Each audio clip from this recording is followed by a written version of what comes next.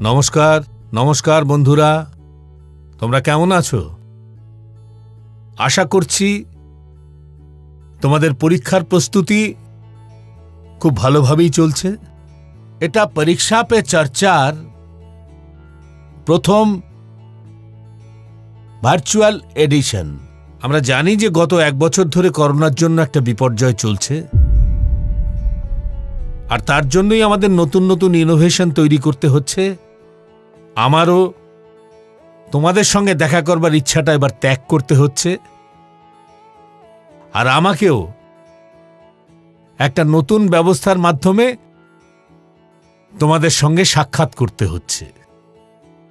আর তোমাদের সরাসরি দেখতে না পাওয়া, তোমাদের অভিব্যক্তি দেখতে না পাওয়া, তোমাদের ইচ্ছা উৎসাহকে অনুভব করতে না পারা, এটা আমার কাছে একটা মস্ত বড় ক্ষতি। কিন্তু তবুও পরীক্ষা তো হবেই। তোমরা আছো, আমি আছি, পরীক্ষা আছে। তবে ভালো বিষয় এটাই, আমরা পরীক্ষা পে চর্চা কন্টিনিউ করব, আর এই বছরটা আমরা নষ্ট করব না। এবার আমি আমাদের আলাপ আলোচনা শুরু করতে যাচ্ছি। একটা কথা আমি শুরুতে অবশ্যই দেশবাসীদেরও বলতে চাইব, আর অভিভাবকদের বলতে চাইব, শিক্ষকদের বলতে চাইব যে এটা পরীক্ষা পে চর্চার কিন্তু শুধুমাত্র পরীক্ষার বিষয়ে এই আলোচনা নয়। অনেক রকম কথাই উঠতে পারে। একটা সাধারণ পরিবেশ তৈরি করতে হবে, একটা নতুন আত্মবিশ্বাস তৈরি করতে হবে। আর যেমন আমরা নিজের বাড়িতে বসে কথা বলি, নিজেদের মধ্যে কথা বলি, বন্ধু বান্ধবের সঙ্গে কথা বলি, এসব আমরা ঠিক এইভাবেই আলোচনা করব।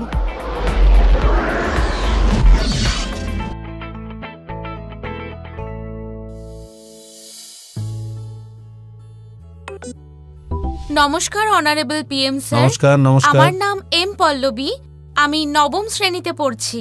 স্যার, আমাদের মাঝে মধ্যে এমন মনে হয় যে সারা বছর পড়াশোনা ঠিকঠাকই চলছে, কিন্তু যখনই পরীক্ষা সামনে চলে আসে আমাদের সেই সময় খুবই শোচনীয় অবস্থা হয়ে যায়। দয়া করে এর কোনো উপায় আপনি বলে দিন স্যার। অনেক ধন্যবাদ আপনাকে। ধন্যবাদ পল্লবী। আমাকে বলা হলো যে এই রকমই আরো প্রশ্ন রয়েছে। সাদর অভিনন্দন মাননীয় প্রধানমন্ত্রী মহাশয়। আমার নাম অর্পণ পান্ডে। আমি global India international school Kuala Lumpur মালয়েশিয়ার ক্লাস 12-এর ছাত্র। আমি আপনার কাছে আমার ভবিষ্যতের সফলতার জন্য একটা প্রশ্নের উত্তরের আশায় রয়েছি, আর আশা করছি আপনি এক্ষেত্রে আমায় সাহায্য করবেন। আমার প্রশ্ন হলো, পরীক্ষার প্রস্তুতি নেওয়ার সময় আমাদের মনে যে ভয় আর চাপ থেকে কি করে মুক্তি পাব? কি হবে যদি আমরা ভালো নম্বর কিংবা কলেজ পাবো কি পাবো না? ধন্যবাদ। পল্লবী, অর্পণ, দেখো, তোমরা যখন এই ভয়টাকে একটা বড় ভয় বলে মনে করো, তখন আমিও ভয় পেয়ে যাই।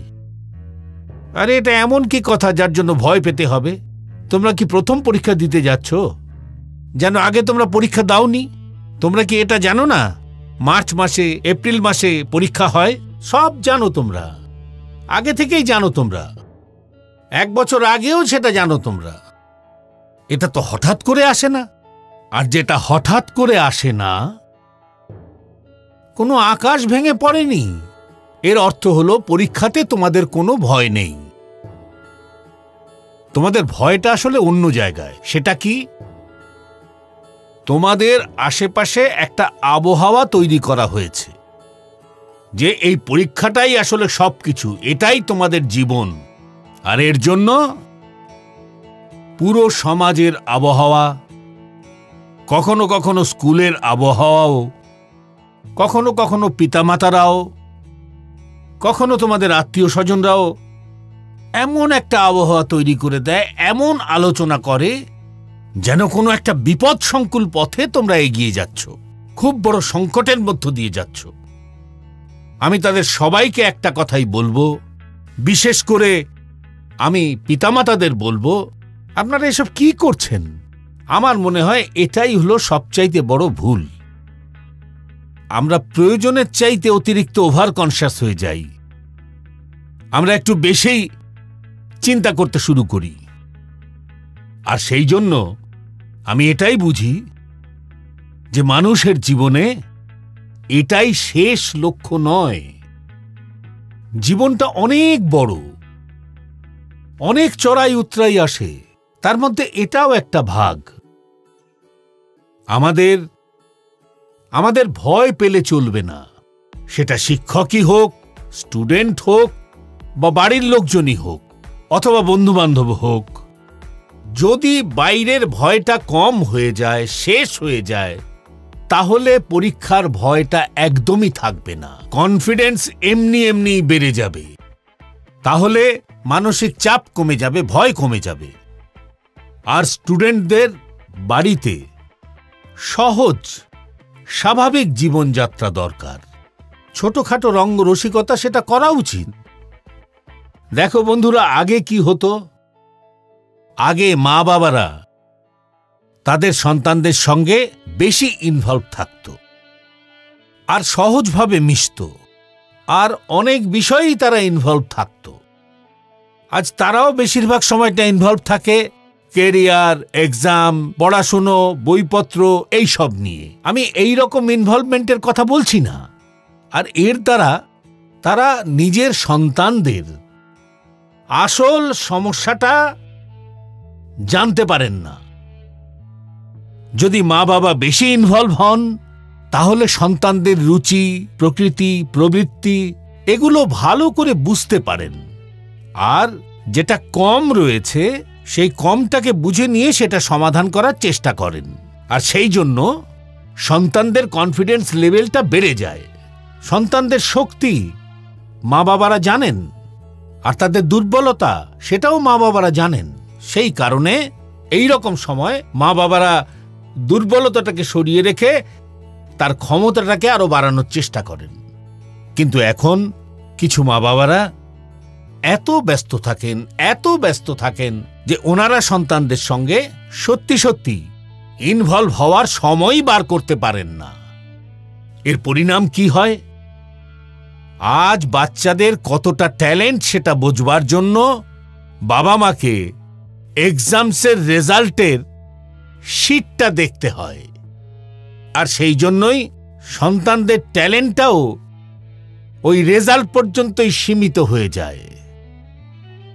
মার্কস ছাড়াও সন্তানদের মধ্যে এমন কতগুলো জিনিস থাকে যেটা তাদের প্যারেন্টস জানতে পর্যন্ত পারেন না।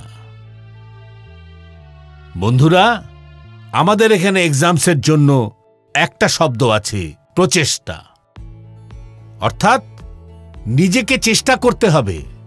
ব্যাপারটা এমন নয় এক্সামই হলো অন্তিম সুযোগ, বরং এক্সাম হলো এক কথায় বলতে গেলে নিজের দীর্ঘ জীবন যাপনে নিজেকে তৈরি করবার একটা আঙিনা মাত্র, একটা অপরচুনিটি।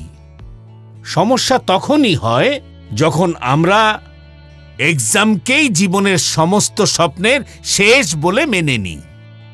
জীবন মরণের প্রশ্ন চলে আসে। আসলে এক্সাম হলো জীবনকে তৈরি করবার একটা মাধ্যম, একটা অপরচুনিটি, একটা মস্ত বড় সুযোগ। এটাকে ঠিক সেইভাবেই দেখা উচিত। আসলে আমরা আমাদের নিজেদের বারবার পরীক্ষার মাধ্যমে নিজেদেরকে যাচাই করে নিতে চাই, যাতে আমরা আরো ভালো করতে পারি। আমাদের পালানো উচিত নয়। এসো বন্ধুরা, পরবর্তী প্রশ্নের দিকে আমরা এগিয়ে যাই। মাননীয় প্রধানমন্ত্রী মহাশয়, নমস্কার। আমার নাম পূর্ণ সোনিয়া। আমি ক্লাস 11-এর ছাত্রী। আমার বিদ্যালয়ের নাম বিবেকানন্দ কেন্দ্র বিদ্যালয়, নির্জুলি, ডিস্ট্রিক্ট পাপুমপাড়ে, স্টেট অরুণাচল প্রদেশ। মাননীয় প্রধানমন্ত্রী মহাশয়, কিছু সাবজেক্ট আর কিছু চ্যাপ্টারের ব্যাপারে আমি খুবই চিন্তিত। সেগুলো থেকে সবসময় বাঁচার চেষ্টা করি। আমি সেগুলো যতই পড়ার চেষ্টা করি, কিন্তু কিছুতেই পড়তে পারি না। হয়তো এটা এই জন্যই হয় যে আমি সাবজেক্টগুলোকে ভয় পাই। স্যার, এই পরিস্থিতি থেকে আমি কিভাবে বেরোতে পারি? ধন্যবাদ স্যার। শুরু করেছিলাম অন্ধ্র থেকে আমরা মালয়েশিয়া, সেখান থেকে অরুণাচল পৌঁছে গেছি। আর আমাকে বলা হয়েছে যে এই রকমই আরও একটা প্রশ্ন রয়েছে। মাননীয় প্রধানমন্ত্রীকে নমস্কার। জানাই নমস্কার। আমার নাম বিনীতা গর্গ, আর আমি এসআরডিএবি পাবলিক স্কুলে গত 25 বছর ধরে কর্মরত। আমার প্রশ্ন হল, কিছু সাবজেক্ট এমন আছে যে সাবজেক্টগুলো নিয়ে বেশ কিছু স্টুডেন্টের মধ্যে ভয় থাকে। এই কারণে ওরা সাবজেক্টগুলো এড়িয়ে চলে। এই ব্যাপারটা ইতিহাস বা গণিতের শিক্ষক শিক্ষিকারা খুব ভালো মতো করে বুঝতে পারেন। একজন শিক্ষিকা হিসেবে এই পরিস্থিতিটা আরও ভালো করার জন্য আমরা কি করতে পারি? এটা একটা অন্য ধরনের বিষয় আমার সামনে এসেছে। আমি চেষ্টা করব যাতে স্টুডেন্টদের মন আমি ছুঁতে পারি, আর টিচারদের কথাগুলো মন দিয়ে শুনে সমাধান দিতে পারি।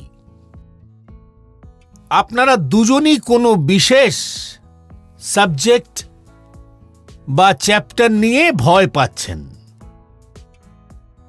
আপনারা শুধু একাই নন যাদের এই পরিস্থিতির সম্মুখীন হতে হচ্ছে। সত্যি কথা হলো এটাই, পৃথিবীতে একজন মানুষও এইরকম পাওয়া যাবে না যাদের ক্ষেত্রে এই কথাটা প্রযোজ্য হবে না। ধরে নেওয়া যাক আপনার কাছে খুব ভালো 5-6টা শার্ট আছে, কিন্তু আপনি হয়তো খেয়াল করেছেন একটা বা দুটো শার্ট আপনার এত পছন্দের যে আপনি সেগুলো বারবার পরেন। তা বলে এই নয় যে বাকিগুলো খারাপ, ফিটিং ঠিক নেই, না, সেই রকম নয়। ওই দুটো আপনার এত পছন্দের যে আপনি সেগুলো বারবার পরেন। অনেক সময় আবার মা বাবারাও এই বিষয়টা নিয়ে রাগ প্রকাশ করেন যে তুমি এটা আবার পড়ছো কেন, দুদিন আগেই তো তুমি এটা পড়েছো।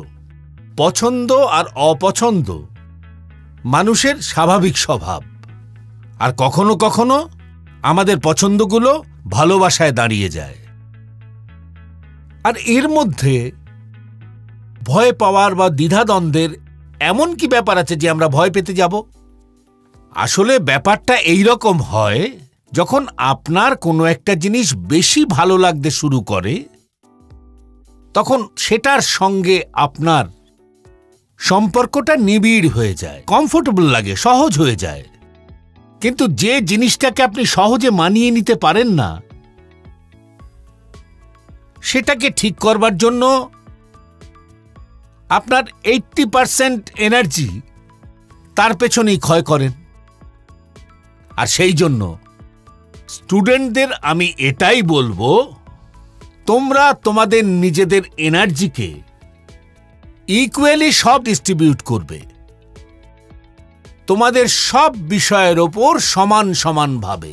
তোমার কাছে যদি পড়াশুনোর জন্য 2 ঘন্টা থাকে, তবে সেই 2 ঘন্টার মধ্যে সব সাবজেক্টকে সমান সমানভাবে পড়বে, নিজের সময়কে ইকুয়ালি ডিস্ট্রিবিউট করবে।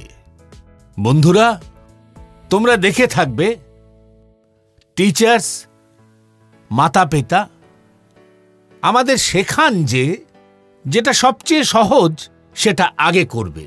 সাধারণভাবে এটাই বলা হয়ে থাকে।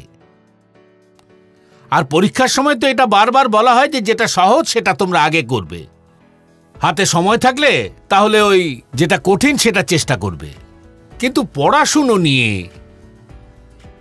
আমি মনে করি এই পরামর্শ দেওয়াটাও ঠিক নয়, আর এ কোনো কাজেও আসে না। আমি এই বিষয়গুলোকে একটু অন্যভাবে দেখি।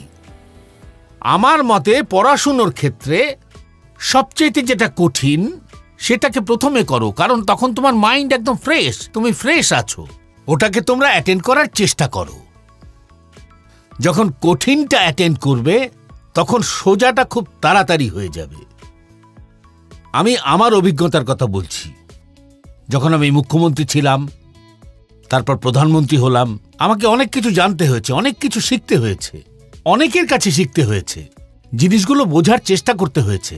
তখন আমি কি করতাম, যেটা খুব কঠিন বিষয় থাকতো, যার সিদ্ধান্ত খুব কঠিন থাকতো, আমি সকালবেলা যখন আমার দিন শুরু করি তখন কঠিন জিনিস দিয়ে শুরু করা পছন্দ করি। কঠিন থেকে কঠিন জিনিস আমার অফিসাররা আমার সামনে নিয়ে আসতো, কারণ তারা জানে সেই সময় আমি খুব ফ্রেশ মুডে থাকি। সব জিনিসগুলো আমি তখন চটপট ধরে ফেলি, খুব সহজেই তখন আমি সিদ্ধান্ত নিতে পারি। আমি আমার একটা নিয়ম তৈরি করেছিলাম, চেষ্টা করেছি, যেগুলো খুব সহজ কাজ। সেগুলো সারাদিন কাজ করবার পরে যখন অনেক রাত হয়ে যায় তখন ভাবি এগুলো নিয়ে বেশি মাথা ঘামানোর দরকার নেই, এগুলো তো খুব সহজ কাজ, এগুলোতে ভুলচুক হবে না। এই কাজগুলোকে আমি অনেক রাত পর্যন্ত বসে থেকে করে ফেলি, কিন্তু সকালে যখন উঠি তখন আবার কঠিন কাজ নিয়েই দিন শুরু করে দিই। বন্ধুরা, আরও একটা কথা, আমরা নিজেরা নিজেদেরকে দিয়েই শিখব। তোমরা দেখবে যারা জীবনে সফলতা অর্জন করেছে তারা কিন্তু সব বিষয়ে জ্ঞানী হয় না, কিন্তু কোনো একটা বিষয়ে, কোনো একটা সাবজেক্টে তাদের জ্ঞান অসামান্য হয়। যেমন ধরো লতা মঙ্গেশকর। লতা মঙ্গেশকরকে সারা পৃথিবীতে নাম রয়েছে, ভারতবর্ষের সমস্ত মানুষ তাকে চেনে, কিন্তু কেউ যদি তাকে গিয়ে বলে যে আপনি আমাদের ক্লাসে আসুন আর আমাদের জিওগ্রাফি পড়ান, সেটা কি হতে পারে? উনি হয়তো পড়াতে পারবেন, হয়তো পড়াতেও পারেন, কিন্তু পড়াতে পারবেন কিনা আমি জানি না। কিন্তু লতা মঙ্গেশকরের জ্ঞান জিওগ্রাফিতে নাও থাকতে পারে, কিন্তু সঙ্গীতের জগতে উনি যা যা করেছেন, একটা বিষয়ের উপর নির্ভর করে যিনি জীবন কাটিয়ে দিয়েছেন, সেটা সবার জন্য একটা প্রেরণার কারণ হয়ে গেছে। আর ঠিক সেই জন্যই তোমাদের কোনো একটা সাবজেক্ট হয়তো কঠিন মনে হতে পারে, সেটা তোমাদের জীবনে কোনো সমস্যা আনবে না। তোমরা শুধু এই বিষয়টা স্থির থাকো, যে সাবজেক্টটা তোমাদের কাছে কঠিন মনে হচ্ছে তার থেকে দূরে সরে যেও না, তার থেকে দূরে সরো না। শিক্ষকদের জন্য আমার পরামর্শ হলো সমস্ত স্টুডেন্টদের তাদের টাইম ম্যানেজমেন্টের ব্যাপারে, ওরা কিভাবে প্রস্তুত হবে সে ব্যাপারে সিলেবাসের বাইরে গিয়েও ওদের সঙ্গে কথা বলুন, ওদের সঙ্গে আলোচনা করুন, ওদেরকে গাইড করুন। স্টুডেন্টদের সবাইকে ইনসাল্ট না করে ওদের গাইড করুন। ইনসাল্ট করা, আটকে দেওয়া, এসব কিছুর প্রভাব মনের মধ্যে আরো নেগেটিভ চিন্তা নিয়ে আসে। উৎসাহিত করলে ওদের কনসেন্ট্রেশনটা শক্তিতে পরিণত হয়। কিছু কথা ক্লাসের মধ্যে সার্বজনীনভাবে সবাইকে বলা দরকার, তাতে সকলেরই উৎসাহ বাড়ে। কিন্তু অনেক সময় এইরকম দেখা যায়, যখন কোনো বিশেষ একজনকে ডেকে হাঁটতে হাঁটতে একটু মাথায় হাত বুলিয়ে দিয়ে খুব আদরের সঙ্গে তাকে যদি বলা হয়, তুমি তো এই সাবজেক্টটায় খুব ভালো নম্বর পাও, এই সাবজেক্টে তুমি ওকে একটু সাহায্য করে দিও, দেখো তোমার মধ্যে অনেক শক্তি রয়েছে, আপনারা দেখবেন এতেই অনেক কাজ হবে, অনেক কাজ হবে। একটা কাজ করবেন, আপনার জীবনে এমন কোন বিষয় ছিল যেটা কখনো আপনার কাছে খুব কঠিন মনে হতো, আর আজ আপনি সেটাকে খুব সহজভাবেই করতে পারছেন। এই সমস্ত বিষয়ের একটা লিস্ট তৈরি করুন। যেমন সাইকেল চালানোটা কখনো আপনার কাছে খুব কঠিন মনে হতো, কিন্তু এখন সেই কাজটাই আপনি খুব সহজভাবেই করতে পারেন। কখনো সাঁতার কাটার কথা হলেই আপনার খুব ভয় লাগতো, জলে নামতেই আপনার ভয় করত, কিন্তু এখন আপনি খুব ভালোই সাঁতার কাটতে পারেন। যেটা কঠিন ছিল সেটা এখন সহজ হয়ে গেছে। আপনার জীবনে হয়তো এরকম হাজার জিনিস রয়েছে, যদি আপনি সেগুলো মনে করে কোনো একটা কাগজে লিপিবদ্ধ করেন, তাহলে কখনো আপনাকে কারোর কাছে, এমনকি আমার কাছেও, কঠিন বলে কোনো কথা জিজ্ঞাসাই করতে হবে না, কিন্তু আপনার কাছে কোনো কিছুই কঠিন লাগবে না। আমার উপর ভরসা করুন বন্ধুরা, একবার করে দেখুন। মাননীয় প্রধানমন্ত্রী মহাশয়, ওয়ানাক্কাম। আমি বিবেকানন্দ কেন্দ্রীয় বিদ্যালয় মেট্রিক হায়ার সেকেন্ডারি স্কুলের ক্লাস 12-এ পড়ি। স্যার, এই প্যান্ডামিক সিচুয়েশনে অনলাইন ক্লাস করার পরে আমরা আগের থেকে অনেক বেশি ফ্রি টাইম পাচ্ছি। আমি জানতে চাই আমরা কিভাবে এই ফ্রি টাইমটা ইউজ করব।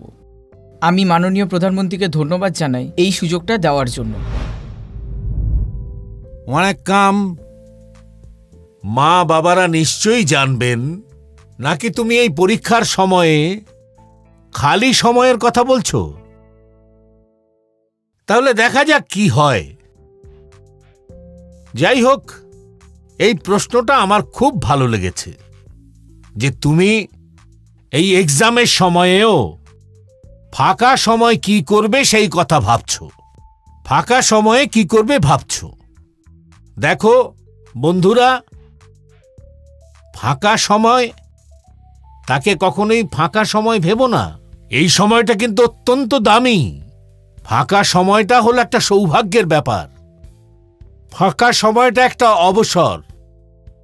তোমার সারা দিনের মধ্যে খালি সময় হওয়া একটা অবশ্যই দরকার, না হলে মানুষের জীবনটা একটা রোবটের মতোই হয়ে যাবে। দেখো, ফাঁকা সময় দু রকমের হতে পারে। এক তো তোমার সকাল থেকেই জানা থাকতে পারে যে আজ তুমি 3টে থেকে 4টে পর্যন্ত ফ্রি আছো। হয়তো রবিবার তুমি অর্ধেক দিন ফ্রি আছো, কিংবা 4 তারিখে তোমার ছুটি রয়েছে, তুমি দুপুর পর্যন্ত তোমার কাছে কোনো কাজ নেই, সেটা তুমি জানো। কিন্তু দ্বিতীয় হলো যে খবরটা তুমি একদম শেষ মুহূর্তে জানতে পারো। যদি প্রথম থেকেই তোমার জানা থাকে যে আমার কাছে ফাঁকা সময় রয়েছে, তাহলে তুমি তোমার বাবা মা অথবা তোমার ভাই বোন এদেরকে বলতে পারো যে আমি তোমাদের হেল্প করতে চাই। তোমাদের কি কাজ করতে হবে, তোমরা কি কাজ করছো, আমি তোমাদের কি সাহায্য করতে পারি। দ্বিতীয়ত তুমি ভাবো এমন কোন জিনিস রয়েছে যা তোমাকে আনন্দ দিতে পারে। একটা গম্ভীর ভারী শব্দ রয়েছে, সন্তহে সুখায়, যার দ্বারা তুমি সুখী হও, তুমি আনন্দিত হও, তোমার মনটা খুশিতে ভরিয়ে দেয়। তুমি এই রকমও কিছু করতে পারো। তুমি যখন আমাকে জিজ্ঞেস করেছ, তখন আমিও ভাবি যে আমি কি করলে খুশি হব। আমি আমার দিন যাপনের মধ্যে অবজার্ভ করেছি, যদি আমি একটুও খালি সময় পেয়ে যাই আর যদি সামনে একটা দোলনা থাকে, তাহলে আমার মন বলে যে কিছুক্ষণের জন্য দোলনায় আমি নিশ্চয়ই বসব। অনেক ক্লান্ত আছি আর 5 মিনিট সময়ও পেয়ে গেছি, অথবা আমি কোনো কাজ করছি, আমার ফাঁকা সময় দোলনায় যদি একটু বসতে পারি, জানি না কি কারণে আমার মন খুব খুশিতে ভরে যায়। যখন আপনি খালি সময়টা পাচ্ছেন, তাহলে আপনার ওই খালি সময়টার সঠিক মূল্য দেওয়া উচিত। সেই জন্য আপনার জীবনটা এই রকম হওয়া উচিত যে যখন আপনি খালি সময় পাবেন, তখন আপনি অসীম আনন্দ লাভ করুন। এখানে কিন্তু এই কথাটা মনে রাখতে হবে যে এই ফাঁকা সময়ে আপনি কোন জিনিস করবেন না, তা না হলে সেই জিনিস সমস্ত সময়টা পার করে দেবে, বুঝতেও পারবেন না। আর সবশেষে রিফ্রেশ রিল্যাক্স হওয়ার বদলে আপনার মাথা ঘুরে যাবে, আপনি দুর্বল হয়ে পড়বেন। আরও একটা বিষয় আমার মনে হয় যে ফাঁকা সময় আমাদের নিজের কিউরিওসিটি, জিজ্ঞাসা বাড়াবার জন্য এই রকম কোন জিনিস আমরা করতে পারি যেটা হয়তো অনেক প্রোডাক্টিভ হয়ে যাবে। আপনার মা অথবা বাবা হয়তো খাবার তৈরি করছে, তাকে অবজার্ভ করুন। নতুন নতুন সব জিনিস ভালো করে বুঝবার, কিছু নতুন জানবার, যার ইম্প্যাক্ট যা সোজাসুজিভাবে দেখা যায় না, কিন্তু জীবনে তার প্রভাব অত্যন্ত গভীর হয়। ফ্রি টাইমের আরও একটা বেস্ট ইউজ হতে পারে যে আপনি কোনো গতিবিধির মধ্যে আপনি নিজেকে যুক্ত করেন, যাতে আপনি এক্সপ্রেস করতে পারবেন, আপনার রিলিফনেসকে বাইরে আনতে পারবেন, যাতে আপনি আপনার একাকিত্বের সঙ্গে যুক্ত হতে পারেন। এই রকম করবার অনেক পদ্ধতি রয়েছে, আর আপনারাও এই রকম অনেক রকমের উপায় জানেন।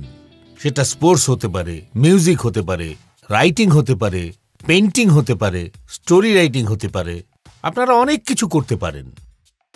আপনাদের চিন্তাকে, ইমোশনকে এক্সপ্রেস করবার একটা ক্রিয়েটিভ রূপ দান করুন। অবশ্যই করুন। নলেজের ব্যাপারটা সবসময় ওই পর্যন্তই সীমিত হয় যেটা আপনি উপলব্ধি করতে পারবেন আপনার আশেপাশে তা রয়েছে, কিন্তু ক্রিয়েটিভিটির এই সীমানা নলেজের বাইরেও আপনাকে অনেক দূর পর্যন্ত নিয়ে যেতে পারে, অনেক বিস্তারিত জায়গায় নিয়ে যেতে পারে। ক্রিয়েটিভিটি আপনাকে সেই ক্ষেত্র পর্যন্ত নিয়ে যেতে পারে যেখানে কেউ কখনো পৌঁছতে পারেনি, যেটা নতুন হবে। আমাদের এখানে বলা হয়, যেখানে পৌঁছয়নি রবি সেখানে পৌঁছে গেছে কবি। এটা তো ক্রিয়েটিভিটিরই কথা। নমস্কার অনারেবল পিএম স্যার, আমি ব্যাঙ্গালোর থেকে অক্ষয় কেকাতপুরে। আমার আপনার কাছে প্রশ্ন হলো যে বাচ্চাদের গুড ম্যানার্স শেখানোর সবচেয়ে ভালো পদ্ধতি কি? ধন্যবাদ।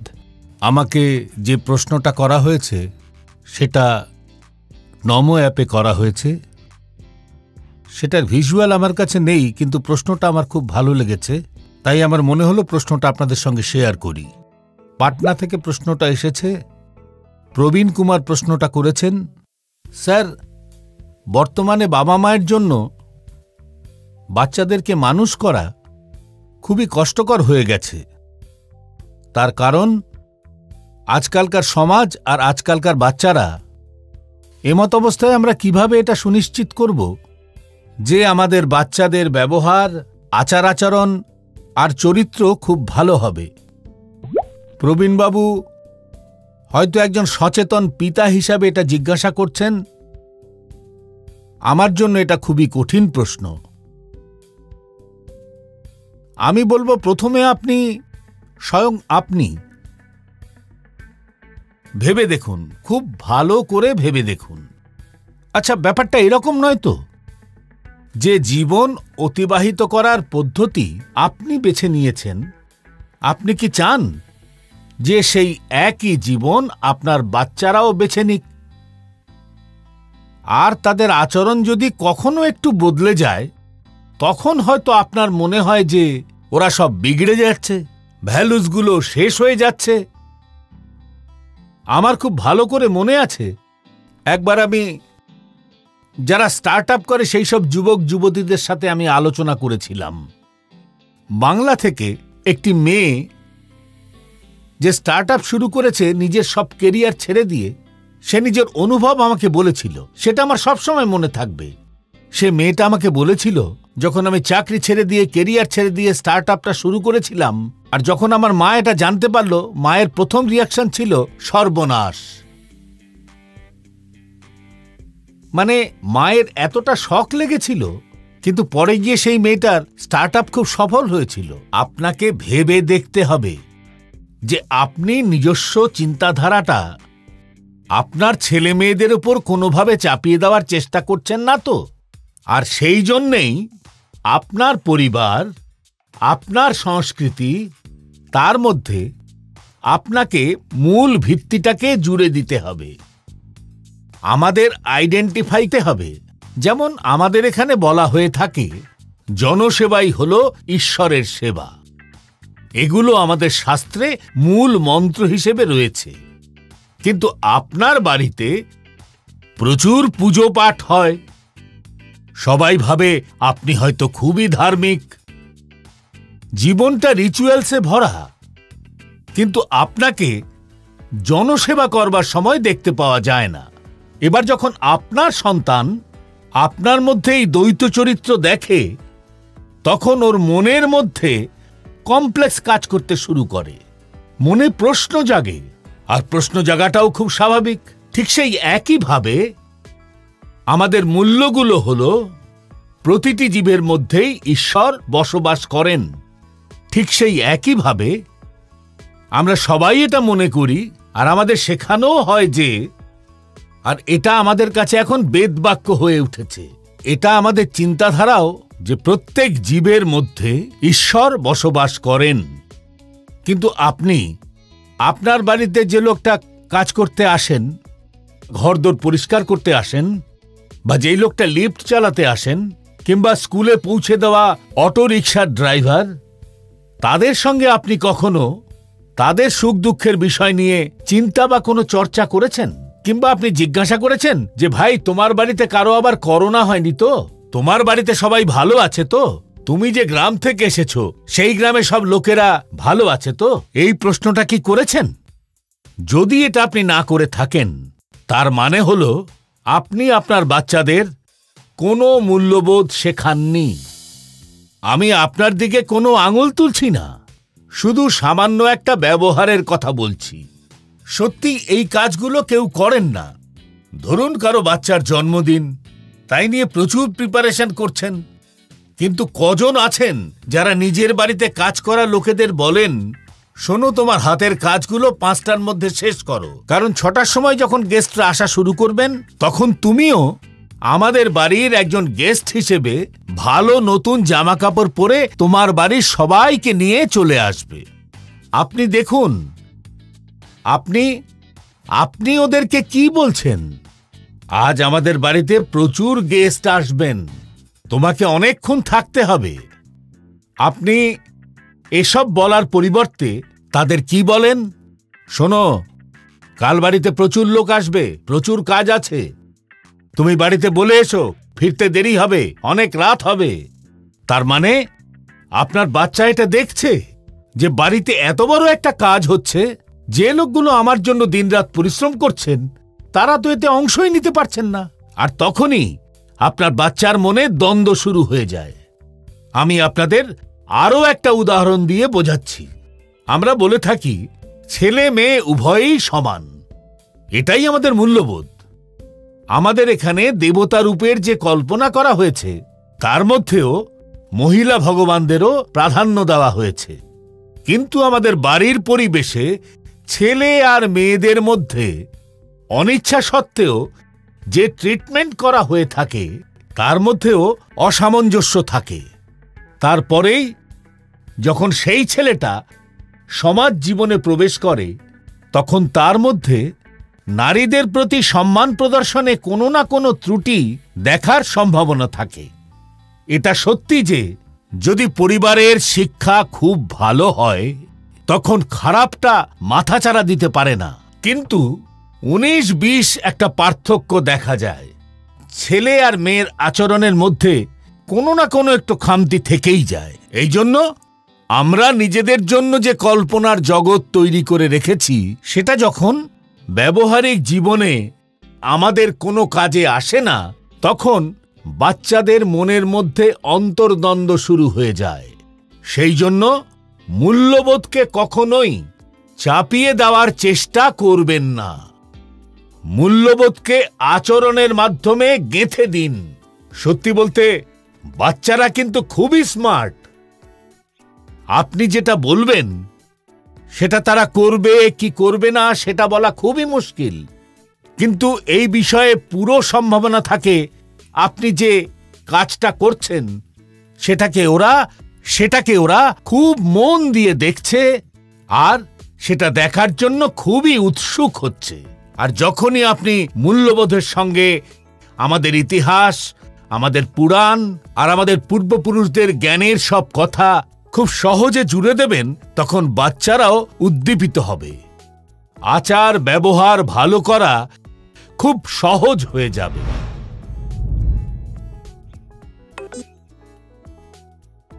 নমস্কার স্যার, আমি প্রতিভা গুপ্তা, কুন্দন বিদ্যা মন্দির, লুধিয়ানা থেকে। স্যার, আপনার কাছে আমার প্রশ্ন হলো যে বাচ্চাদের দিয়ে কাজ করানোর জন্য আমাদের সবসময় ওদের পিছনে ছুটতে হয়, তাহলে আমরা কি করে ওদের সেলফ মোটিভেট করতে পারি যাতে ওরা ওদের কাজ নিজেরাই করে? ধন্যবাদ।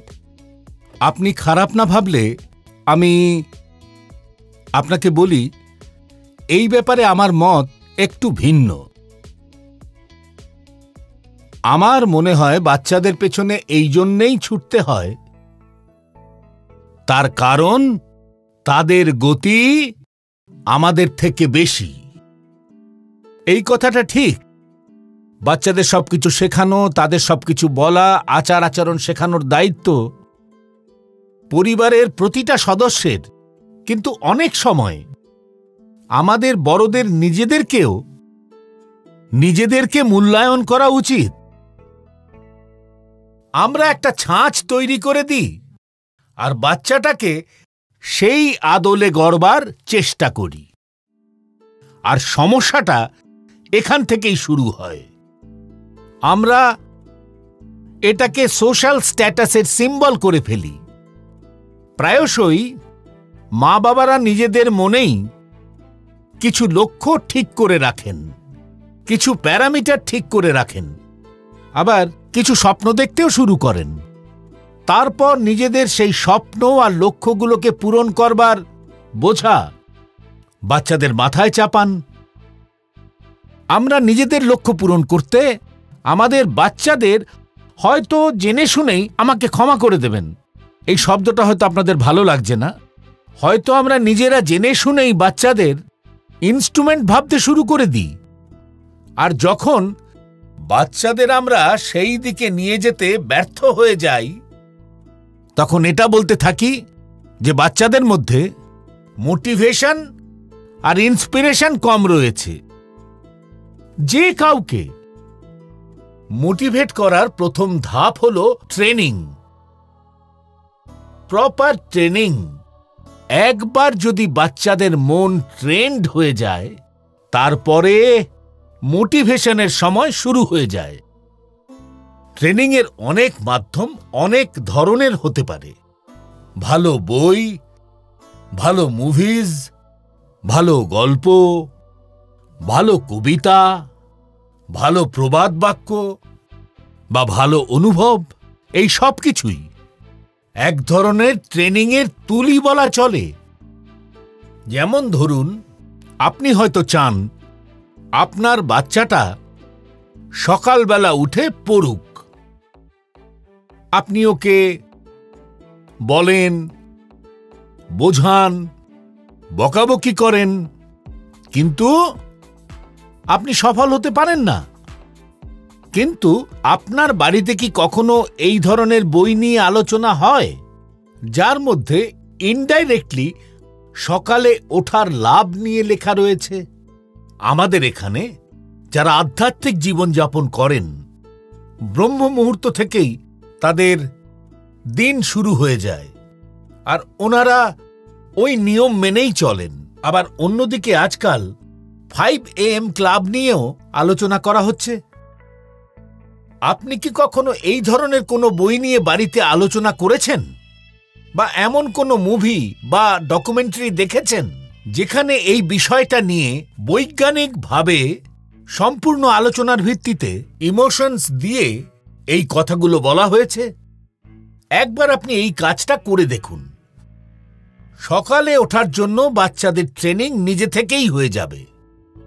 একবার মন যদি ট্রেন্ড হয়ে যায়, মন থেকে বাচ্চা যদি বুঝে যায় যে সকালবেলা ওঠার লাভটা কি, তখনও নিজে থেকেই মোটিভেট হওয়া শুরু হবে। আর এভাবেই তো এনভায়রনমেন্ট ক্রিয়েশন হয়, যে জিনিসটা বাড়িতে সব থেকে বেশি প্রয়োজন। আপনি আপনার বাচ্চার ছোটবেলার সেই সময়ের কথা ভাবুন, যখন আপনি ওকে আপনার কোলে নিতেন। ধরে নিন আপনার পকেটে পেন রয়েছে, বা আপনি চশমা পরে আছেন, সেটাকে ধরে টানছে, খুলে নিচ্ছে। তখন আপনি কি করতেন? আপনি বাচ্চাটার থেকে আর যদি চশমাটা নিয়ে নেওয়ার চেষ্টা করেন, তাহলেও কাঁদে। পেনটা নিয়ে নেওয়ার চেষ্টা করলে তবুও কাঁদে। তখন বুদ্ধিমান মা বাবারা কি করেন? বাচ্চার সামনে একটা বড় বল নিয়ে হাজির হন, বাচ্চাকে সেটা দেখায়। তখন বাচ্চা কি করে? চশমাটাকে ছেড়ে দেয়, পেনটাকেও ছেড়ে দেয়, আর বড় বল নিয়ে খেলা শুরু করে, কান্না বন্ধ করে দেয়। আর তখন সহজেই আপনি একটা সলিউশন বার করে ফেলেন। আপনি বাচ্চার মাইন্ড ডাইভার্ট করে দেন। ওকে অন্য পছন্দের কোনো পজিটিভ জিনিস দিয়ে ওকে মোটিভেট করতেন। এই যে কাজটা আপনি আগে করেছিলেন যখন আপনার বাচ্চা একদম ছোট ছিল, সেই কাজটাই আপনি এখনো করতে পারেন। আপনি নিশ্চয়ই শুনেছেন, একটা দীপ দিয়ে অনেকগুলো দীপও জ্বালানো যায়। আপনার বাচ্চা পরনির্ভরশীল হওয়া উচিত নয়। আপনার বাচ্চা আত্মনির্ভর হওয়া উচিত। বাচ্চাদের মধ্যে যে দ্যুতি আপনি দেখতে চান সেই দ্যুতি অন্তরের অকুস্থল থেকে বেরোতে হবে, আর সেটা একমাত্র আপনার সচেতন সক্রিয় প্রয়াস দ্বারাই সম্ভব। আপনি নিজের আচরণে যে বদলগুলো আনবেন সেইগুলো বাচ্চারা খুব সূক্ষ্মভাবে খেয়াল করবে। এখানে আরও একটা বিষয় নিয়ে আমি দৃষ্টি আকর্ষণ করব। বাচ্চাদের মধ্যে কোনো সময়ই ভয় সৃষ্টি করবেন না।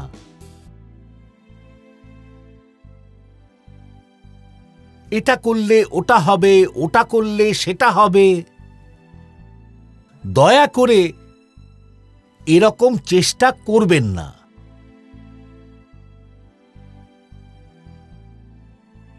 একভাবে হয়তো এই প্রক্রিয়া আপনার সহজ মনে হবে, কিন্তু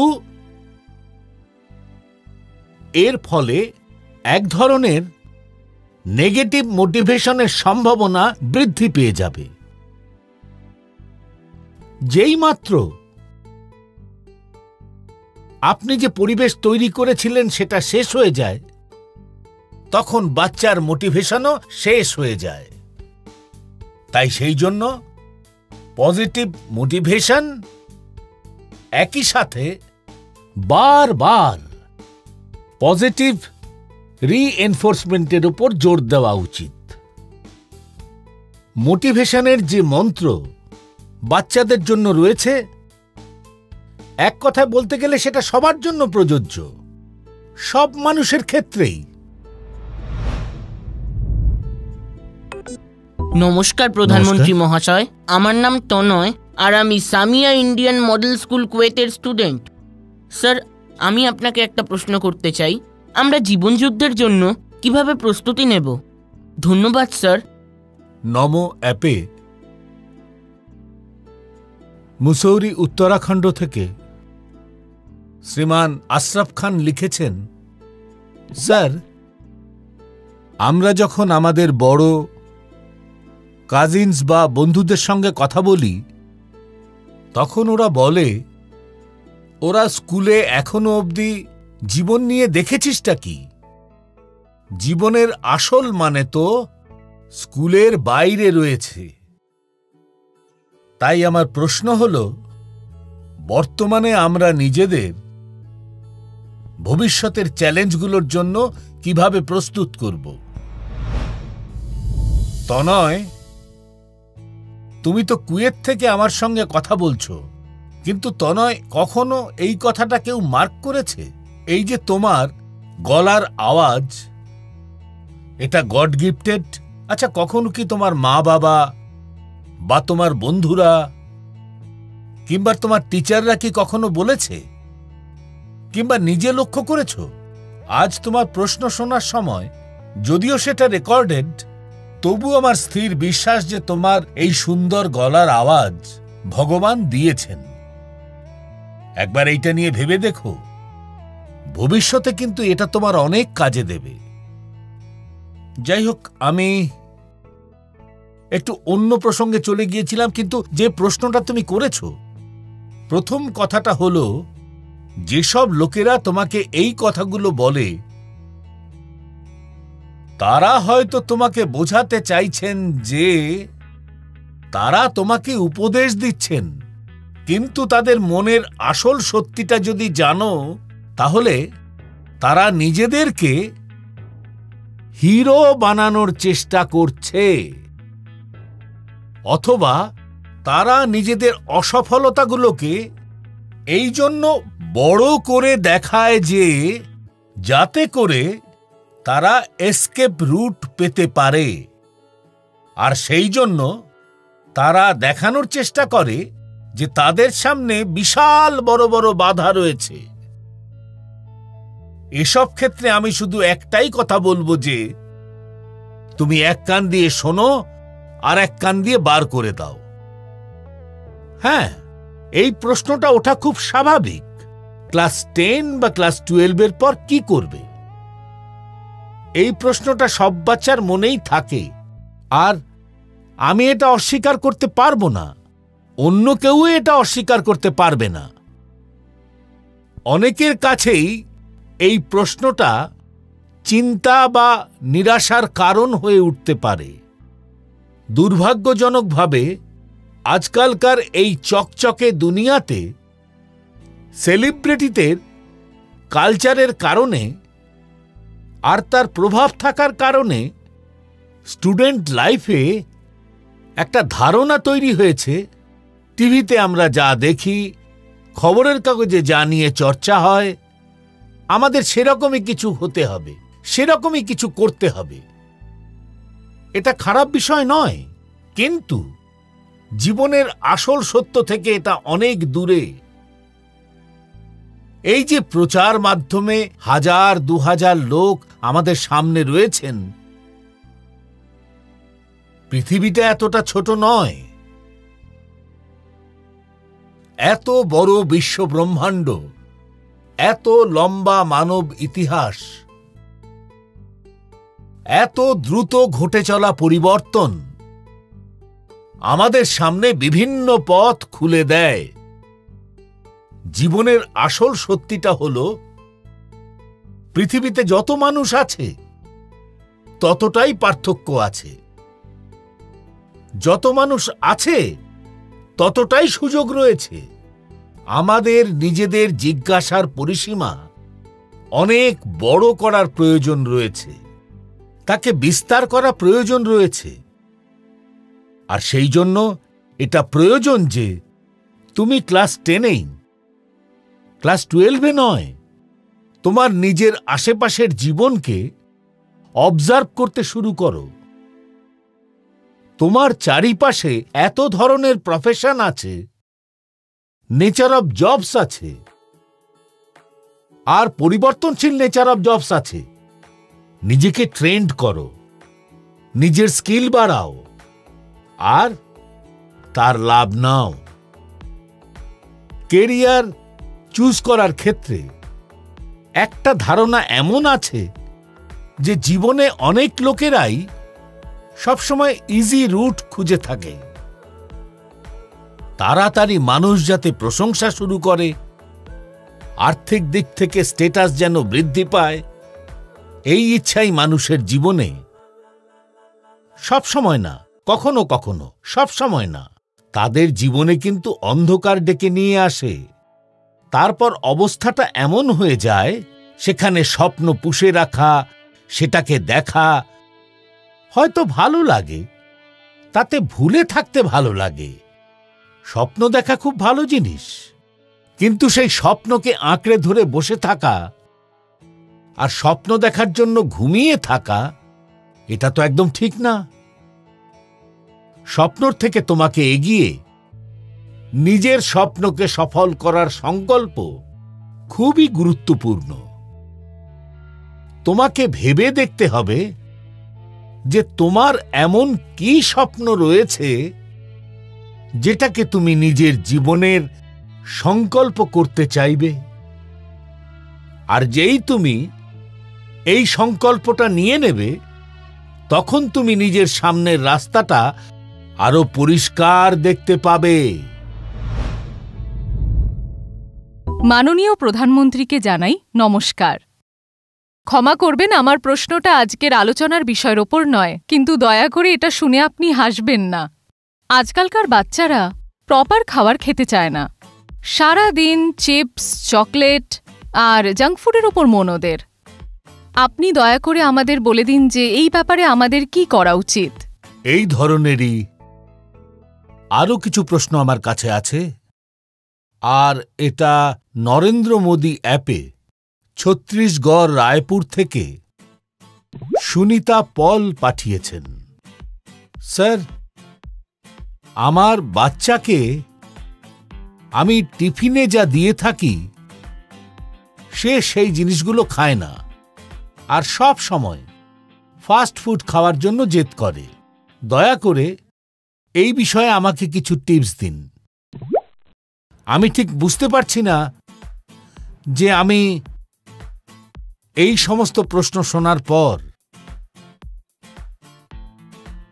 আমি মিটিমিটি হাসব না জোরে হাসব। যদি এই বিষয়ে আমরা মনোবিজ্ঞানের দিক থেকে এগোনোর চেষ্টা করি, তাহলে হয়তো এই প্রশ্নটার উত্তর সহজ হয়ে যাবে। আমাদের ট্র্যাডিশনাল যে খাবার দাবার আছে, মনোবিজ্ঞানের দিক থেকে আমাদের সেগুলোকে খুব সহজভাবে সবার সামনে তুলে ধরতে হবে। এর যে বিশেষত্ব রয়েছে সেই ব্যাপারে কথা বলুন। খাবার তৈরি করার আমাদের যে পদ্ধতি রয়েছে, কি কিচেনের যে অ্যাক্টিভিটি আছে, সেটা বাড়ির অন্য সদস্যদেরও জানতে পারার প্রয়োজন রয়েছে, যে কতটা পরিশ্রম করার পর গিয়ে খাবার তৈরি হয়। বাচ্চাদের সামনেও এই সমস্ত কথা আপনারা আলোচনা করুন। কিভাবে খাবার তৈরি হয়, কতক্ষণ সময় লাগে, কি কি মশলা লাগে, ওরা এটা বুঝতে পারবে যে এটা ঠিক কতটা পরিশ্রমের কাজ, আর তারপর গিয়ে আমাদের সামনে খাবার আসে। দ্বিতীয়ত, আজকালকার দিনে খাওয়া দাওয়া করার জন্য প্রচুর ওয়েবসাইট আছে। হেলদি ফুডেরও কোনো স্বল্পতা নেই। আচ্ছা, আমরা কি এইসবের থেকেও তথ্য জোগাড় করে এই সব জিনিসকে নিয়ে কোনো গেমকে ডেভেলপ করতে পারি, যেটা আমরা সপ্তাহে একদিন খেলতে পারবো? যেমন ধরুন গাজর, ক্যারেট, তার গুরুত্ব নিয়ে আমরা আলোচনা করব। এর উপকারিতা কি, এর লাভ কি, কি কি নিউট্রিয়েন্টস থাকে, এভাবে একবার করে দেখুন। দ্বিতীয়, আমাদের সবার বাড়িতে যে ফ্যামিলি ডক্টর থাকে, এক কথায় বলতে গেলে তিনি আমাদের বন্ধু হন। যদি কখনো উনি বাড়িতে আসেন, তখন ওনার কথা গোটা পরিবার শুনুক, যে এই ধরনের খাবারের কি গুণাবলী রয়েছে, নিউট্রিয়েন্টস কোথা থেকে পাওয়া যায়, কি খাওয়া উচিত। উনি বলতে পারবেন যে যে আপনাদের ফ্যামিলিতে ঠিক কোন প্রবলেম বংশগতভাবে আছে, আর তার থেকে বাঁচতে কি খাওয়া প্রয়োজনীয়। এর থেকেও বাচ্চাদের লাভ হবে। তৃতীয়, আপনি টিচারকে অনুরোধ করতে পারেন যে আপনি বাচ্চাদের নিয়ে আপনাকে কি সমস্যায় পড়তে হচ্ছে, বিশেষ করে এই খাওয়া দাওয়া নিয়ে, সেটা টিচারকে বোঝান। টিচারকে আপনার দলে নিন।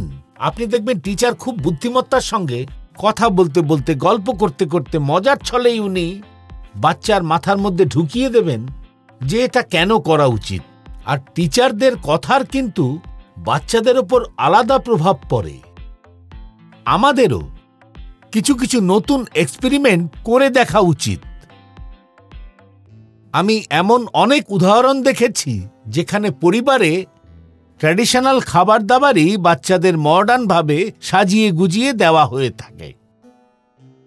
এর ফলে বাচ্চাদের মধ্যেও সেটা নিয়ে একটা স্বাভাবিক আকর্ষণ তৈরি হয়। যাই হোক, এটা আমার সিলেবাসের বাইরের বিষয়, কিন্তু হতে পারে আমার কোনো কথা আপনার কাজে লেগে গেল।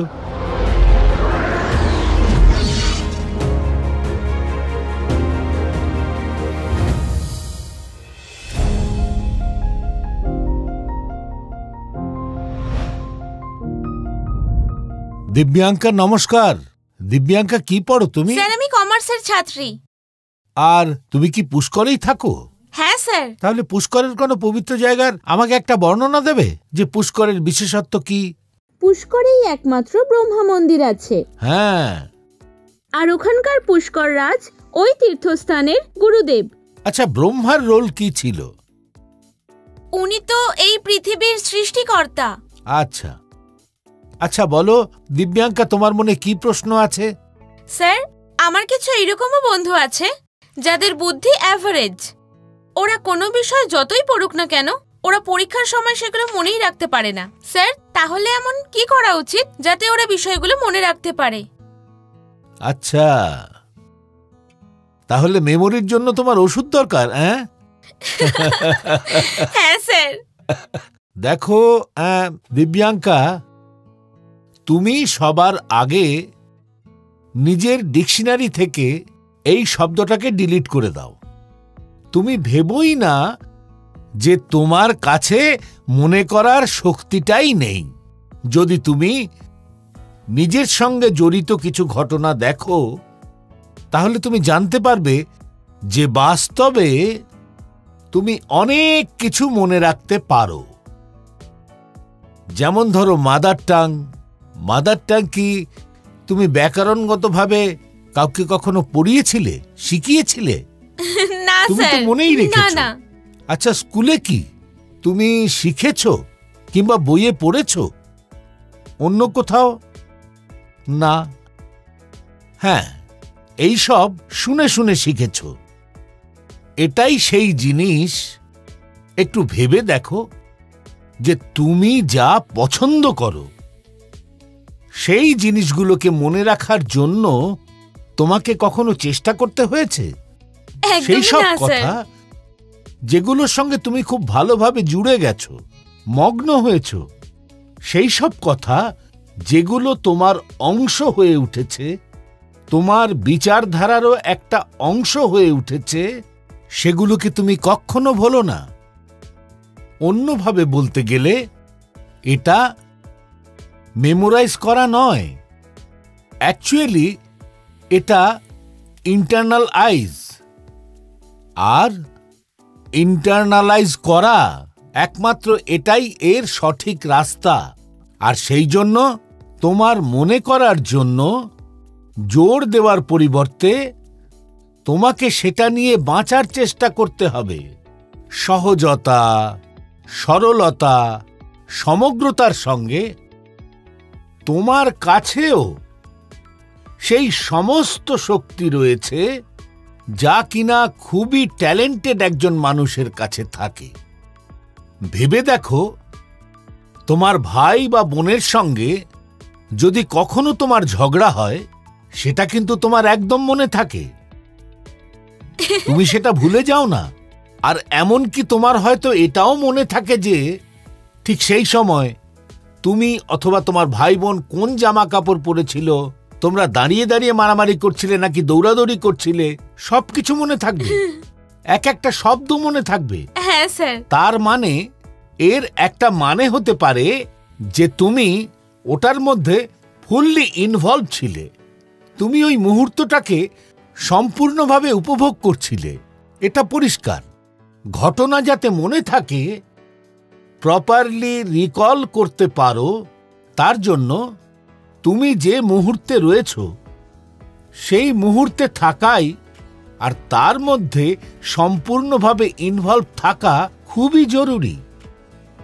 মানে আমরা পড়াশোনা করছি, বই হাতে রয়েছে, আর মনটা আছে খেলার মাঠে, বান্ধবীদের কাছে, বন্ধুদের কাছে, ঠিক তখনই সমস্যা দেখা দেয়। ভবিষ্যতে তোমাদের মধ্যে যদি কোনো স্টুডেন্ট সাইকোলজি নিয়ে পড়ে, তাহলে তাকে মেমোরি বাই অ্যাসোসিয়েশনের কনসেপ্ট বিস্তারিতভাবে বোঝানো হবে।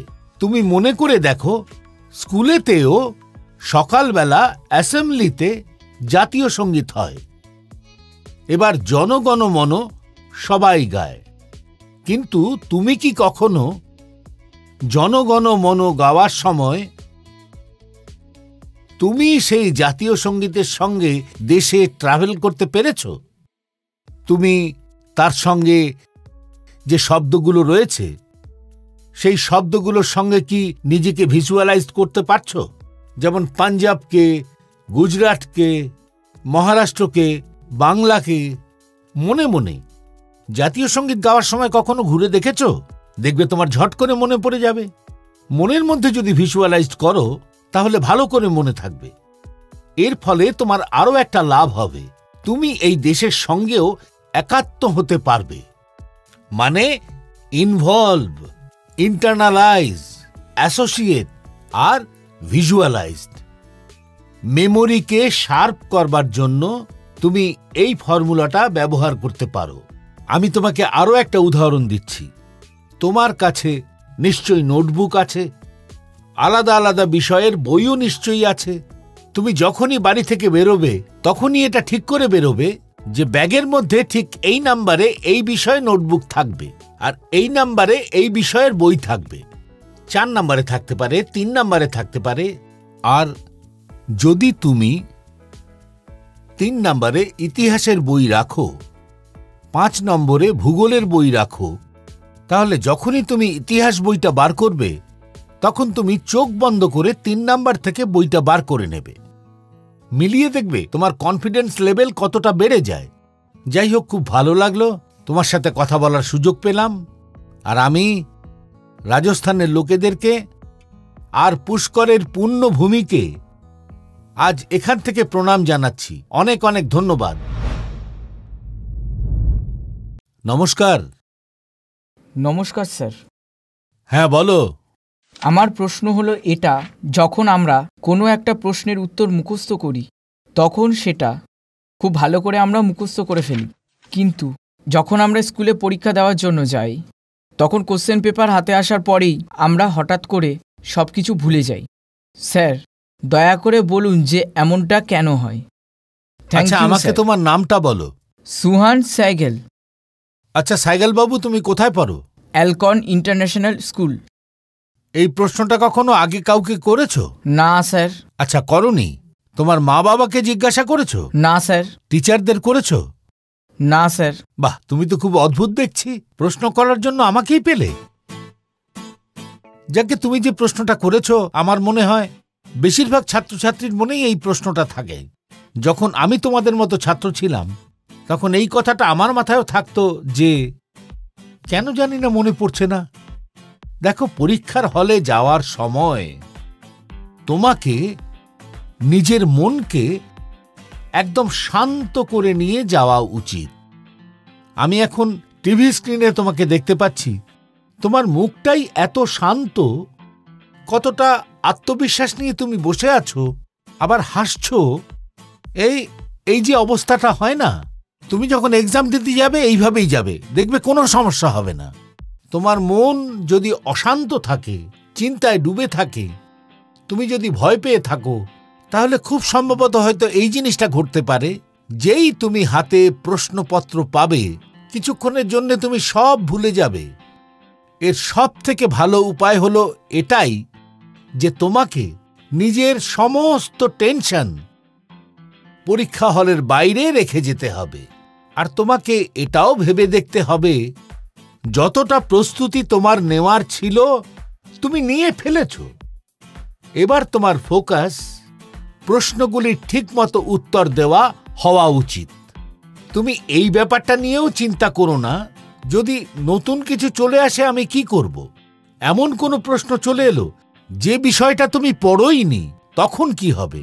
আর আমি সবাইকে বলবো যে পরীক্ষার টেনশনকে কম করার জন্য কোনো টেনশন না করে পরীক্ষা দেওয়ার জন্য অনেক ধরনের উপায় তোমরা এক্সাম ওয়ারিয়ার বইটাতে পড়তে পারবে। অর্থাৎ এখনো এক্সাম ওয়ারিয়ার বইটাতে একটা নতুন এডিশন, কারণ আমি করোনার জন্য কিছুটা সময় পেয়েছিলাম, আমি এইটাতে একটু ইমপ্রুভমেন্টও করেছি, একটু অ্যাডিশনও করেছি এতে। এবার শুধু বাচ্চাদের জন্যই মন্ত্র নেই, এতে বাবা মায়ের জন্যও মন্ত্র রেখেছি। অনেক ধরনের অ্যাক্টিভিটিস নমো অ্যাপেও দেওয়া রয়েছে, তোমরা এতে পার্টিসিপেট করে তোমার বন্ধুদের সঙ্গেও শেয়ার করতে পারো। আর আমি বিশ্বাস করি যে অল্প একটু চেষ্টা করলেই মন থেকে ভয় দূর হবে আর তোমাদের অবশ্যই লাভ হবে।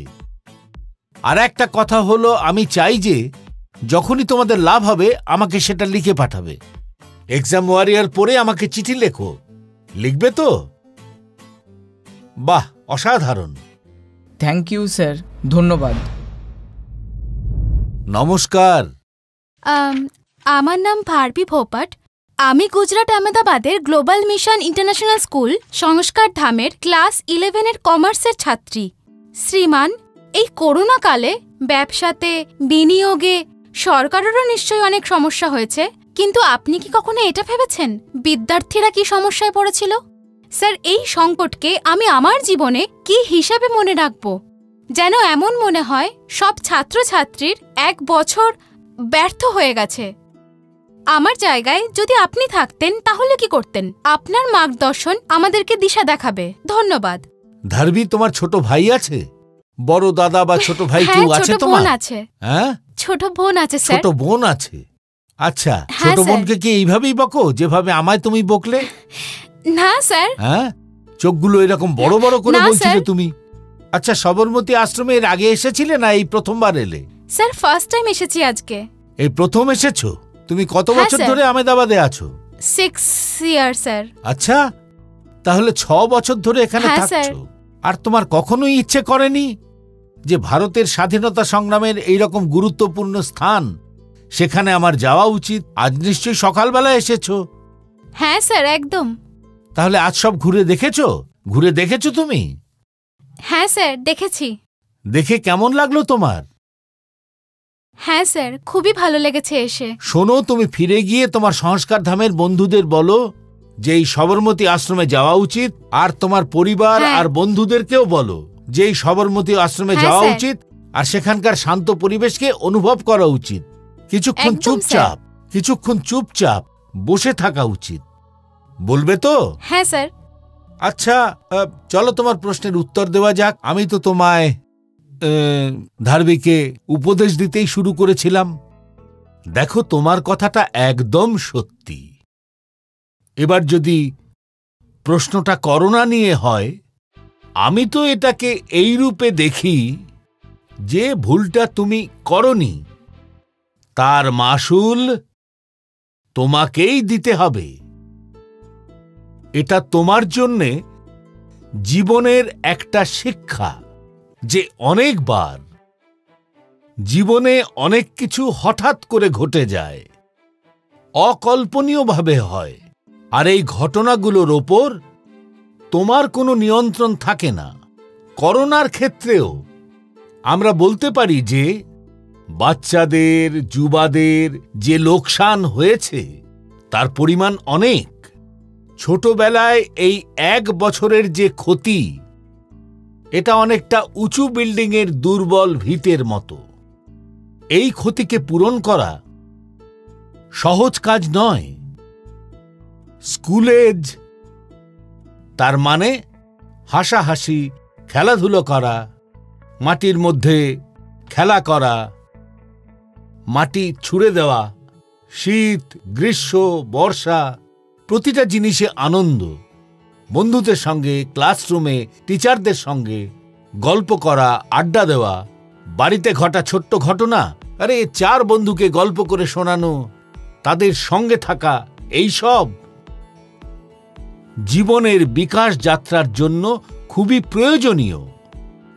এই সব জিনিস দিয়ে তুমি খুব সহজে অনেক কিছু শিখতে পারবে। তোমারও নিশ্চয়ই মনে হয় করোনা আমাদের দেশে আসার আগের সময় যখন তুমি মনে করো, তখন হয়তো ভাবো যে কত কিছু আমরা মিস করেছি। কিন্তু এই করোনার সময় অনেক কিছু যেমন তুমি হারিয়েছ, তেমনি অনেক কিছু আবার পেয়েওছ। করোনা থেকে আমরা প্রথম যে শিক্ষাটা পেয়েছি যে তুমি যে জিনিসটাকে, যে সমস্ত লোকেদের মিস করেছ, তাদের তোমার জীবনের ঠিক কতটা ভূমিকা রয়েছে সেটা করোনার সময় বেশি বোঝা গেছে।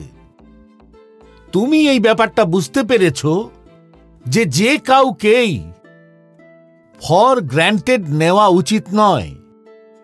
খেলাধুলা হোক, স্কুলে ফিজিক্যাল ক্লাসই হোক, কিংবা তোমার বাড়ির কাছের সবজি বিক্রেতা, কোনো ইস্ত্রিওয়ালা বা পাশের বাজারের দোকানদার, যে লোকগুলোকে, যে কথাগুলোকে তুমি রুটিন ভেবে ফেলেছিলে, তাদের যখন তুমি মিস করো, তখন এদের গুরুত্ব আমরা সবাই বুঝতে পেরেছি, তুমিও বুঝতে পেরেছ।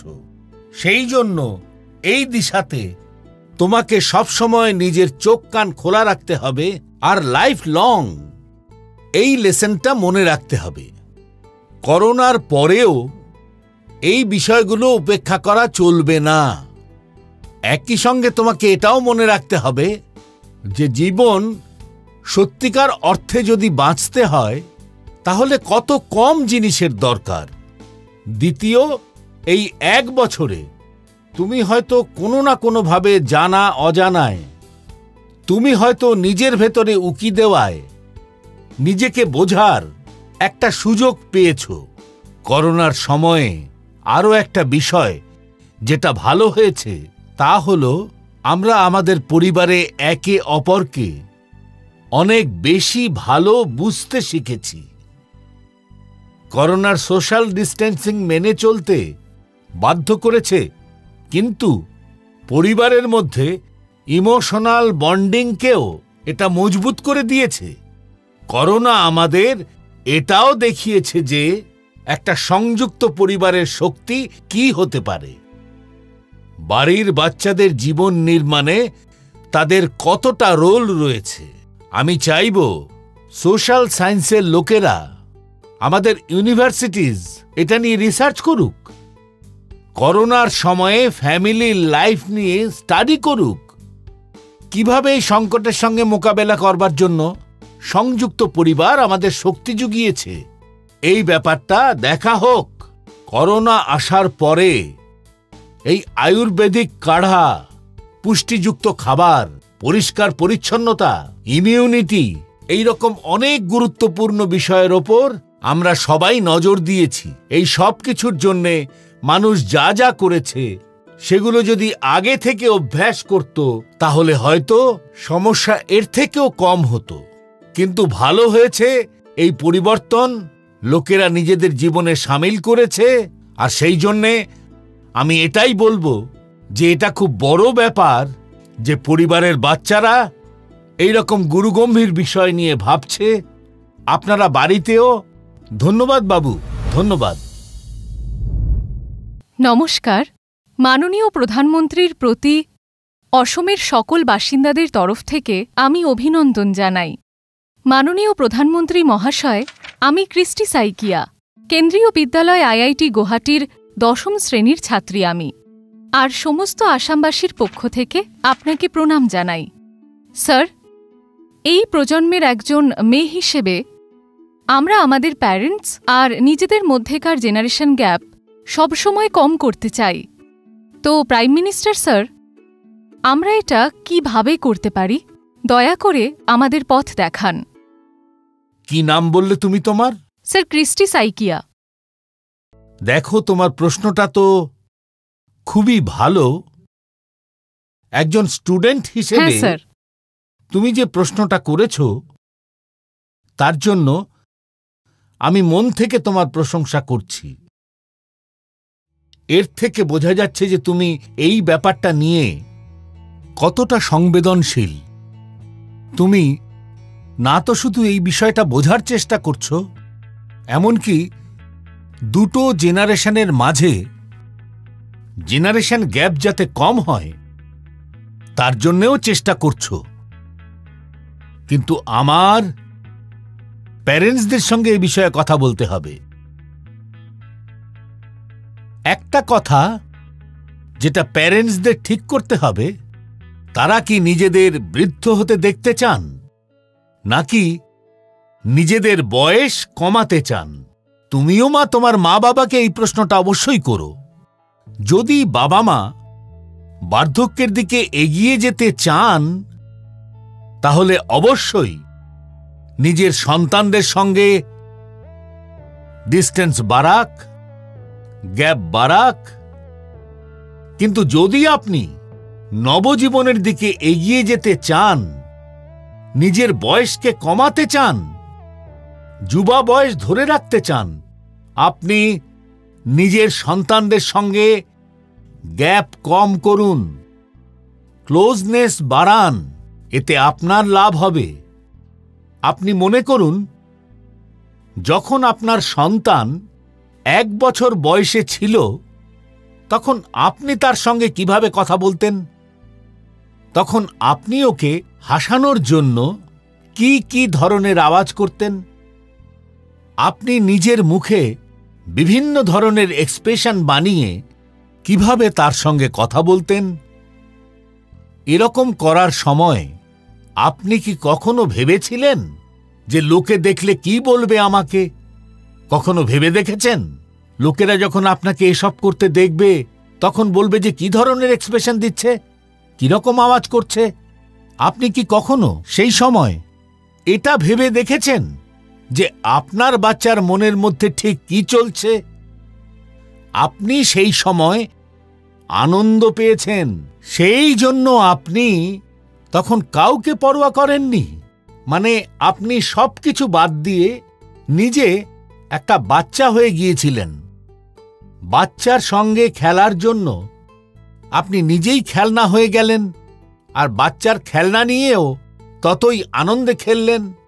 আপনি ভেবে দেখুন, আপনি হয়তো ঘোড়া সেজেছিলেন, কখনো বাচ্চাকে আপনার পিঠে বসিয়ে হেঁটে বেরিয়েছেন, কখনো 4 পায়ে বসিয়ে ঘরের মধ্যে ঘুরে বেরিয়েছেন, কখনো 4 পায়ে ভর দিয়ে চলে থাকবেন।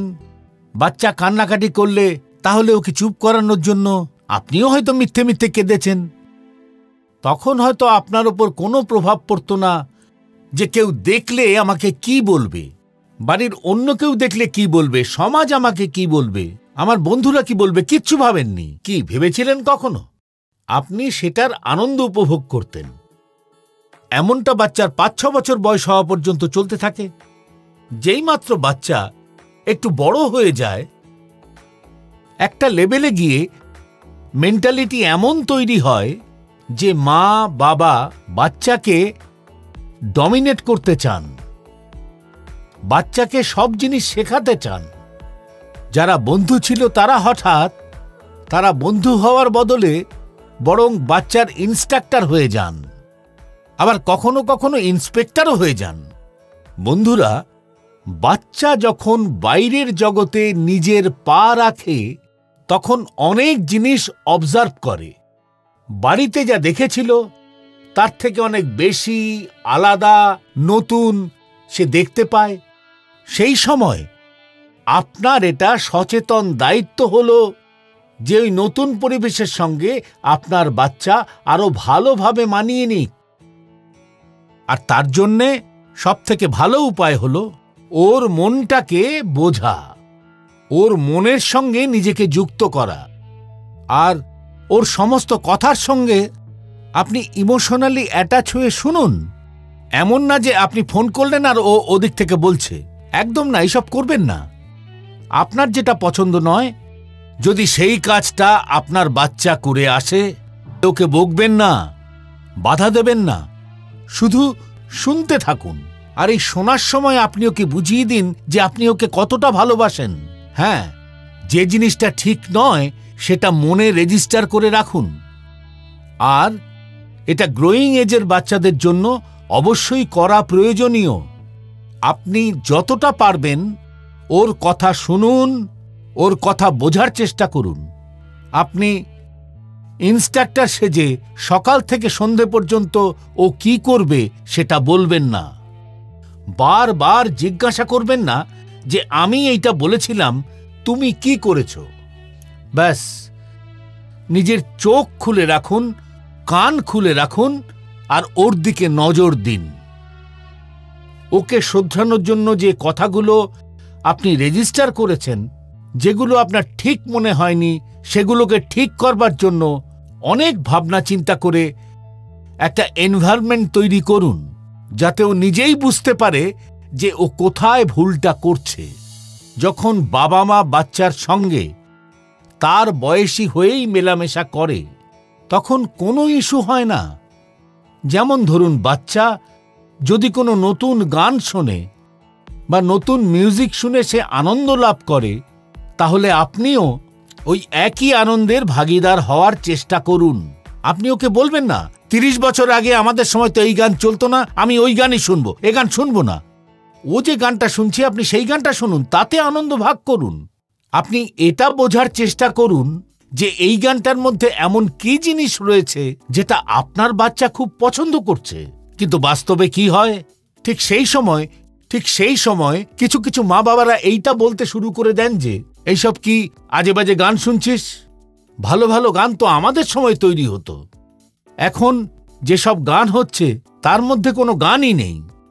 এর ফলে কি হয়, যদি আপনার বাচ্চা নিজে থেকে এসে আপনাকে কোনো কথা বলে, যদি সে বলে যে আজ আমি স্কুলে এই কাজটা করেছি, তখন আপনি ওর সঙ্গে নিজের গল্প করাই শুরু করেন না তো। আরে এটা আবার কি জিনিস, নতুন কি আছে, সেই একই জিনিস। আপনার বাচ্চার সঙ্গে ওর জেনারেশনের কথা বলতে গিয়ে ঠিক ততটাই উৎসাহ দেখাবেন আর ওর আনন্দে সামিল হবেন, তখন দেখবেন জেনারেশন গ্যাপ কিভাবে শেষ হয়ে যায়।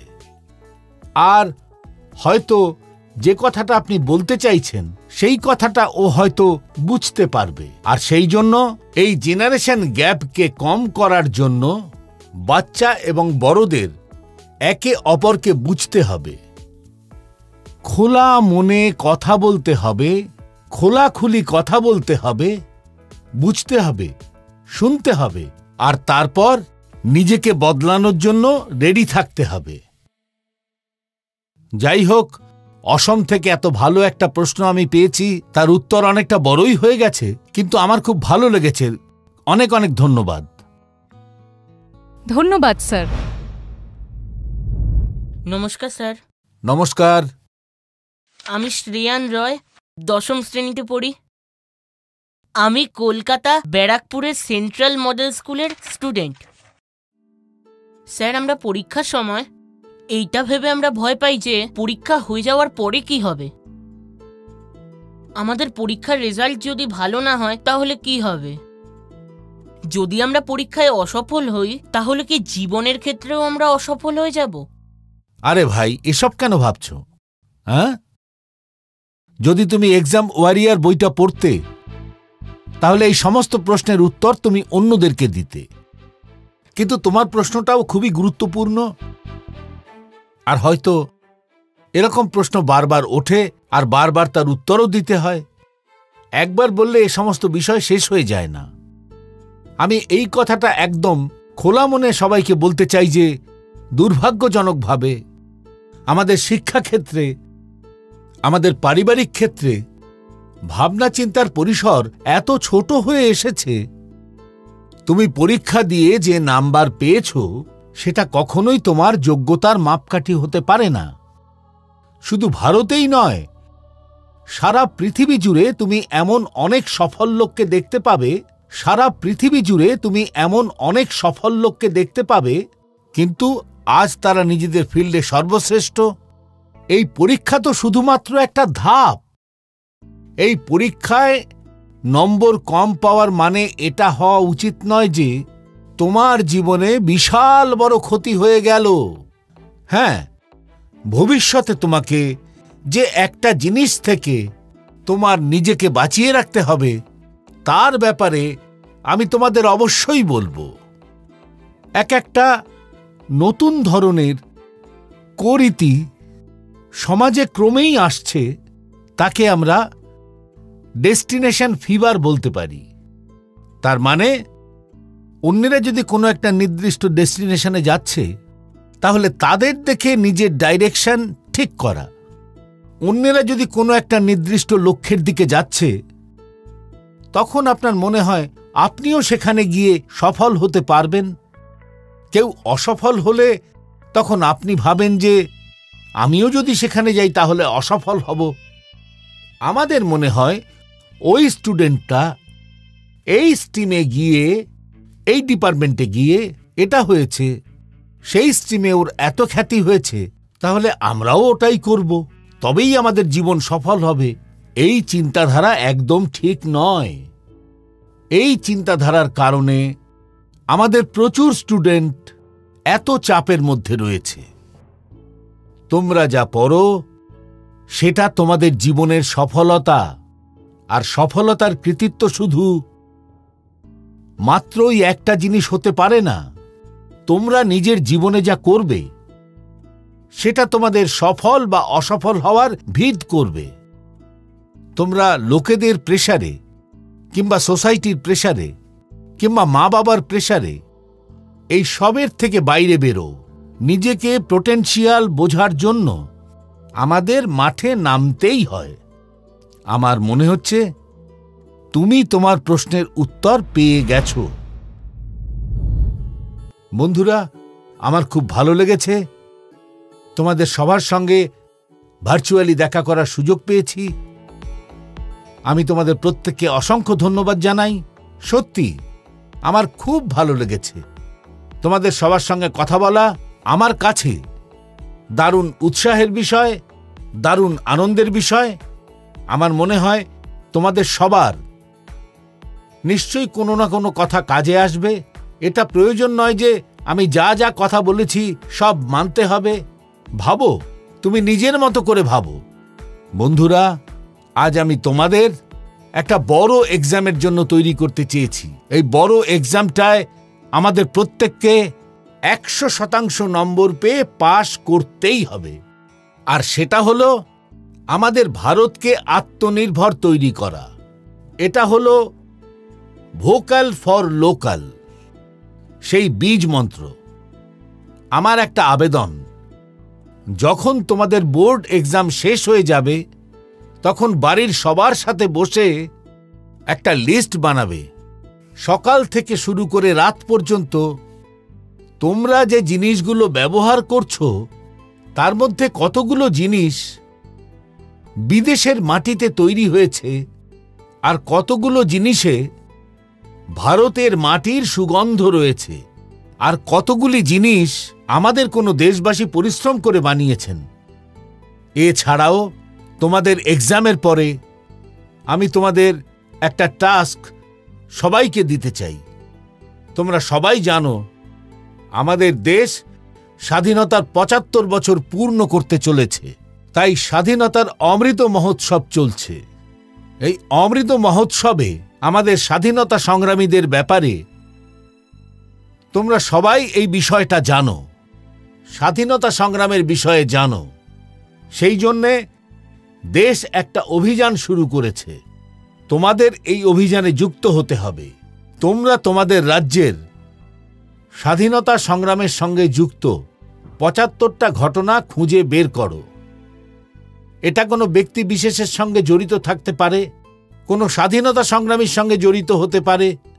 এই ঘটনাটাকে তোমরা তোমাদের মাতৃভাষায় বিস্তারিতভাবে লেখো।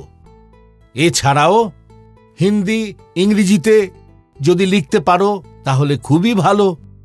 তোমরা এটাকে সারা বছরের প্রজেক্ট ধরে নাও, আর ডিজিটালভাবে এটাকে কিভাবে করবে তার জন্য তোমাদের টিচারদের থেকেও টিপস নাও।